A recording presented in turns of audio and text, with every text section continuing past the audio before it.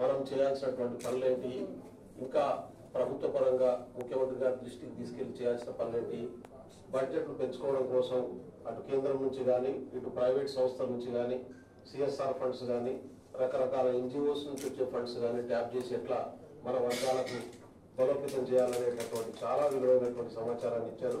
పెద్దలు బలరాం గారు నేతృత్వంలో మనం గౌరవ ముఖ్యమంత్రి గారి దృష్టికి తీసుకెళ్లి శాసనసభ్యులు అందరం కలిసి కూడా ముందుగా ప్రభుత్వం దృష్టికి తీసుకెళ్లి మనం పర్మిషన్ తీసుకుందాం.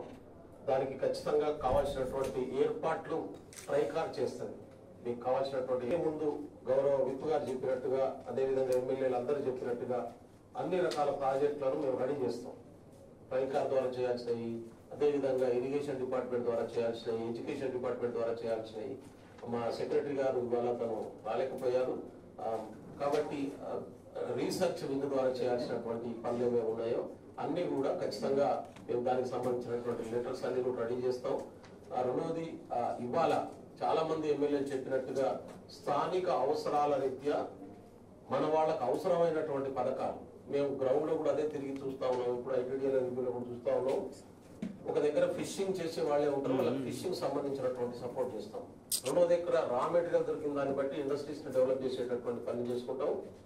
ట్రైకారు 4 రకాల సీరియస్ డెవలప్మెంట్ యాక్టివిటీస్ మీద ఇప్పటికే ఫోకస్ చేస్తున్నటువంటి పరిస్థితి ఉంది. ఒకటి, సెల్ఫ్ ఎంప్లాయ్మెంట్ స్కీమ్ ను స్ట్రెంథెన్ చేయడం కోసం. రెండవది, చిన్న చిన్న లోన్లు ఇవ్వడం. మూడవది, పెద్ద లోన్లు ఎంఎస్ఎంఈల ద్వారా పెద్ద కార్పొరేట్ లోన్లు ఇవ్వడం. ఇవన్నీ కూడా ట్రైకార్ చేస్తున్నటువంటి పరిస్థితి ఉన్నది. నేను మీరు కోరినట్టుగా విప్ గారు మీరు బాధ్యత తీసుకోవాల్సింది ఏంటంటే, గౌరవ ముఖ్యమంత్రి గారు టైం తీసుకోండి, అందరు ఎమ్మెల్యేల మీతో పాటు ఎంపీ గారు అందరి నేతృత్వంలో ఒకసారి మనం ముఖ్యమంత్రిని కలుపుతాం. ఇది ఇవాళ టెంటేటివ్ గా ఈ నిర్ణయం తీసుకుందాం.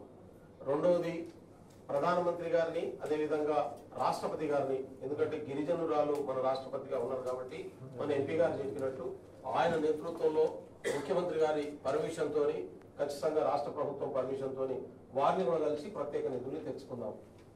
మీరు చెప్పినటువంటి ఇంకా ఏ స్కీమ్ లో ఏమని కూడా బోర్డు మీటింగ్ లో మేము పెట్టి అప్రూవ్ చేసి మీరు చెప్పినటువంటి సూచనలు, పర్సంటేజ్ ఆఫ్ లోన్లు కావచ్చు, యూనిట్లు పెంచడం గురించి కావచ్చు, యూనిట్ కాస్ట్ పెంచడం గురించి కావచ్చు, 3 లక్షలు 5 లక్షలు పెంచడం కావచ్చు, ఇన్కమ్ కు సంబంధించినటువంటి సూచనలు కావచ్చు.